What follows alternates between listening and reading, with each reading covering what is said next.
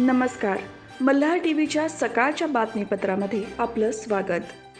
रायगड जिल्ह्यातील 210 ग्रामपंचायतींच्या सरपंच पदासाठी 485 तर सदस्य पदासाठी 3,395 उमेदवार रिंगणात उतरले असून निवडणुकीचे चित्र स्पष्ट झाल्याने प्रचाराला वेग आला आहे. जिल्ह्यात थेट सरपंच पदासाठी 825 उमेदवारी अर्ज आले होते. त्यापैकी 11 अर्ज छाननीत अवैध ठरले. 26 ऑक्टोबर हा अर्ज मागे घेण्याचा शेवटचा दिवस होता. त्यामध्ये 329 जणांनी उमेदवारी अर्ज मागे घेतले. त्यामुळे 485 उमेदवार आता रिंगणात उरले आहेत. अलिबाग तालुक्यात 52, मुरुड 17, पेण 19, पनवेल 36, उरण 5, कर्जत 16, खालापूर 33, रोहा 31, सुधागड 15, माणगाव 36, तळा 13, महाड 22, पोलादपूर 22, श्रीवर्धन 4, म्हसळा 7 अशा एकूण 329 जणांनी उमेदवारी अर्ज मागे घेतले.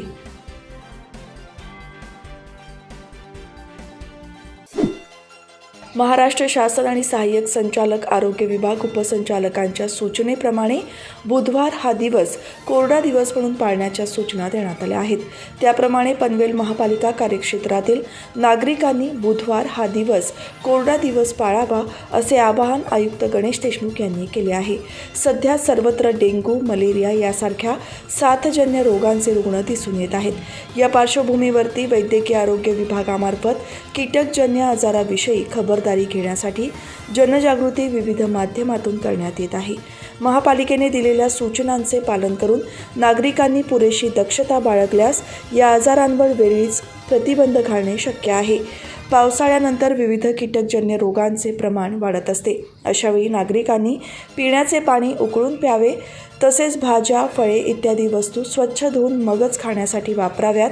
सर्व घरांतर्गत डास उत्पत्तीस्थाने टाळण्यासाठी घरातील फुलदाणी, मनी प्लांट, वॉटर कूलरमधील पाणी आठवड्यातून 1 दिवस बुधवारी पूर्णपणे काढून कोरडा दिवस पाळावा अशा सूचना वैद्यकीय आरोग्य विभागाचे मुख्य वैद्यकीय अधिकारी डॉक्टर आनंद गोसावी यांनी केली आहे. कर्जत तालुक्यातील 2018 मध्ये नेण्यात आलेल्या रिलायन्स इथेन गॅस पाईपलाईन जमिनीखाली टाकण्यात आली होती. पाईपलाईन टाकण्यासाठी घेतलेल्या जमिनीचा मोबदला देण्यात आलेला नाही. तो मोबदला देण्यात यावा अशी मागणी करण्यासाठी कर्जत तालुक्यातील शेतकरी उपोषणाला बसले आहेत. या उपोषणाला 15 गावातील 55 शेतकऱ्यांनी पाठिंबा दिला आहे. गॅस पाईपलाईन गेली त्या ठिकाणी रस्ता रोको आणि कर्जत तहसील कार्यालयाबाहेर 3 वेळा उपोषण करून देखील न्याय मिळत नाही. त्यामुळे शेतकरी केशव तरे यांनी कर्जत तहसील कार्यालयाबाहेर उपोषण सुरू केले आहे.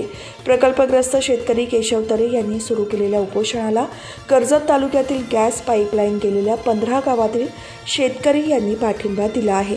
दरम्यान उपोषण सुरू झाल्यानंतर आपल्या मागण्यांचे निवेदन शेतकऱ्यांनी कर्जत तहसीलदार डॉक्टर शीतल रसाळ यांनी दिले. यावेळी भाजप तालुका अध्यक्ष राजेश भगत, सुनील गोगटे उपस्थित होते. स्वातंत्र्याच्या अमृत महोत्सवानिमित्त केंद्र सरकारतर्फे संपूर्ण देशात माझी माती माझा देश अभियान राबवण्यात येत आहे. रायगड जिल्ह्यात या अभियानांतर्गत गावागावातील माती कलशामध्ये संकलित करण्यात आली. तालुका स्तरावर गावांमधून आलेल्या कलशांतील माती एकत्र करण्यात येऊन प्रत्येक तालुक्याचा एक प्रातिनिधिक कलश तयार करून ते मुंबई मार्गे दिल्लीला रवाना करण्यात आले. अमृत कलश घेऊन जाण्यासाठी नेहरू युवा केंद्राचे स्वयंसेवक मार्गस्थ झाले आहेत. 1 ते 30 सप्टेंबर दरम्यान रायगड जिल्ह्यात माझी माती माझा देश अभियानांतर्गत 809 ग्रामपंचायतींमध्ये पारंपरिक वेशभूषेत वाजत गाजत अमृत कलशामध्ये माती आणि तांदूळ जमा करण्यात आले. यानंतर हे अमृत कलश तालुका स्तरावर पाठवण्यात आले. तालुका स्तरावर गावांमधून आलेल्या कलशातील माती एकत्र करून तालुक्याचा एक प्रातिनिधिक कलश तयार करण्यात आला आहे. तसेच उर्वरित माती अमृत वाटिका तयार करण्यासाठी वापरण्यात येणार आहे.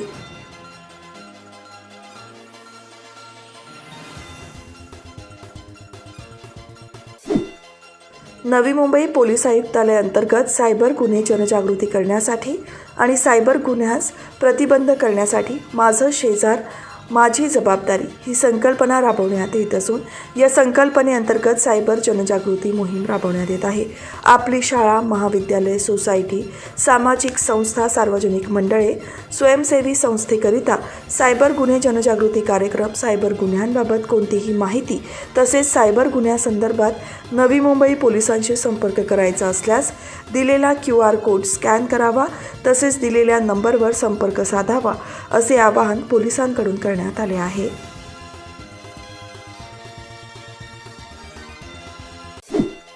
प्रसिद्ध कीर्तनकार हरिभक्त पारायण बाबा महाराज सातारकर यांचे वयाच्या 88व्या वर्षी निधन झाले आहे। नवी मुंबईतील नेरूळ येथे त्यांनी अखेरचा श्वास घेतला। त्यांच्या निधनामुळे अवघ्या महाराष्ट्रातील वारकरी संप्रदाय परंपरेतील समुदायावर दुःखाचा डोंगर कोसळला आहे। सातारच्या नामवंत गोरे सातारकर घराण्यात 5 फेब्रुवारी 1936 रोजी बाबा महाराज सातारकर यांचा जन्म झाला होता। निळकंठ ज्ञानेश्वर गोरे हे त्यांचे मूळ नाव होते, पण पुढे त्यांच्या कीर्तनाला मिळालेल्या व्यापक स्वीकृतीतून त्यांना बाबा महाराज सातारकर हे नाव मिळाले। ते आयुष्यभर त्यांच्यासोबत राहिले। त्यांनी आपले आयुष्य अध्यात्माच्या प्रचार आणि प्रसारासाठी अर्पण केले। कीर्तनाच्या माध्यमातून त्यांनी जनसामान्यांचे प्रबोधन केले। बाबा महाराज सातारकर नेरूळच्या आगरी कोळी भवनासमोरच्या एका वसाहतीत ते वास्तव्यास होते। त्यांच्या पश्चात त्यांच्या 2 मुली हरिभक्त पारायण भगवती महाराज आणि रासेश्वरी सोनकर तसेच नातवंडे असा परिवार आहे।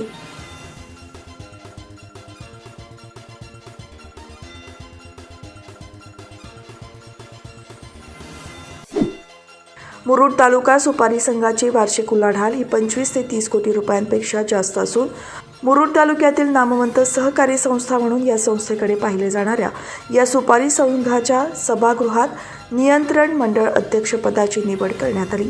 यामध्ये माजी नगरसेवक तथा ज्येष्ठ अनुभवी सहकारी प्रभाकर मसाल आणि यांची सर्वानुमते यावेळी निवड करण्यात आली। सुपारी संघाचे चेअरमॅन बाबा दांडेकर यांच्या अध्यक्षतेखाली नियंत्रण मंडळ अध्यक्षपदाची निवडणूक घेण्यात आली।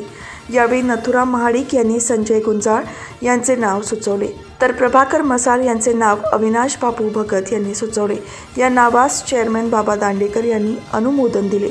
गुंजाळ यांना अनुमोदन न मिळाल्याने प्रभाकर मसाल यांना अध्यक्ष म्हणून घोषित करण्यात आले।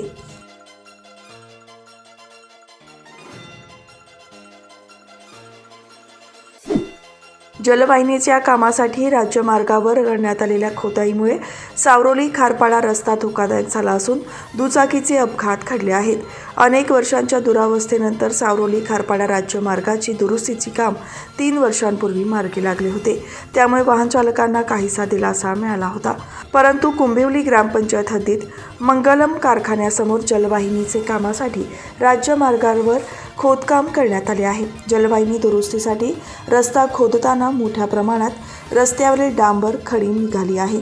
काम पूर्ण झाल्यावर रस्ता पूर्ववत करणे आवश्यक असताना मात्र त्याकडे पूर्णपणे दुर्लक्ष करण्यात आले आहे।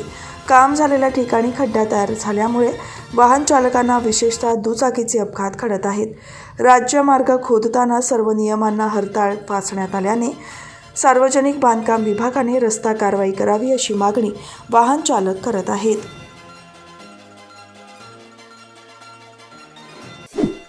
स्थानिक भूमिपुत्रांच्या मागण्या मान्य न केल्यास धरणा कॅम्प येथील अदानी लॉजिस्टिकच्या विरोधात तीव्र आंदोलन करणार असल्याची घोषणा आमदार प्रशांत ठाकूर यांनी धरणा कॅम्प येथे करून अदानी ॲग्रो कंपनीला 10 दिवसांचा अल्टिमेटम दिला आहे।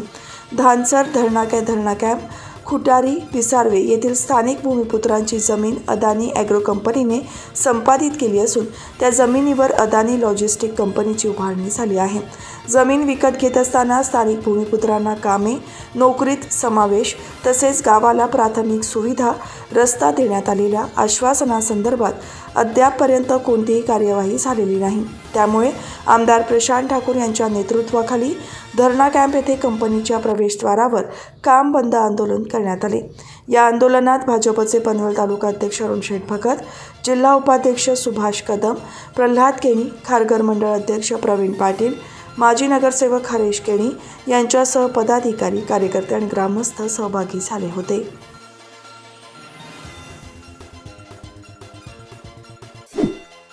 देशाला गरिबीपासून मुक्ती मिळाली पाहिजे, गरिबांना पुढे जाण्याची संधी मिळाली पाहिजे, हाच सच्चा न्याय आहे. आपले सरकार सबका साथ सबका विकास हा मंत्र घेऊन पुढे चालले आहे. आमची प्राथमिकता गरिबांचे कल्याण आहे. आज देशाची अर्थव्यवस्था वाढते, त्यात गरीब कल्याणासाठी सरकारचे बजेटही वाढत आहे, असे प्रतिपादन पंतप्रधान नरेंद्र मोदी यांनी महाराष्ट्र दौऱ्यादरम्यान केले. पंतप्रधान नरेंद्र मोदी यांनी सर्वप्रथम शिर्डी येथे साईबाबांचे दर्शन घेतले. तेथे त्यांच्या हस्ते महाराष्ट्रातील 14,000 कोटी रुपयांहून अधिक विकास प्रकल्पांचे लोकार्पण, उद्घाटन आणि भूमिपूजन करण्यात आले.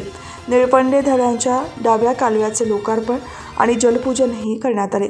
या विविध कार्यक्रमांना केंद्रीय रेल्वे राज्यमंत्री रावसाहेब पाटील, वित्त राज्यमंत्री डॉक्टर भागवत कराड, राज्यपाल रमेश बैस, मुख्यमंत्री एकनाथ शिंदे, उपमुख्यमंत्री देवेंद्र फडणवीस, उपमुख्यमंत्री अजित पवार, मंत्री राधाकृष्ण विखे पाटील, गिरीश महाजन, सुरेश खाडे, धनंजय मुंडे, अतुल सावे, भाजप प्रदेशाध्यक्ष आमदार चंद्रशेखर बावनकुळे उपस्थित होते.